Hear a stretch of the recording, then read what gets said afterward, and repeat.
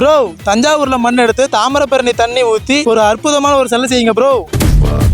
பண்றோம் ப்ரோ, சிலை செய்யுங்கன்றது ஓகே, அற்புதமாலாம் வருமானு தெரியல. தஞ்சாவூர் மண் எடுக்க வந்திருக்கோம். மண்ணு மங்களகரமா இருக்கணும் பஞ்சாபில் எடுக்க போறோம். மண் எடுத்துட்டோம், நமக்கு தேவையான அளவு மண் எடுத்துட்டோம். நம்ம எங்க இருக்குன்னு பாத்தீங்கன்னா தாமிரபரணி ஆத்துல தண்ணி எடுக்கிறதுக்கோசரம் திருநெல்வேலி தாமிரபரணி ஆத்துக்கு வந்திருக்கிறோம்.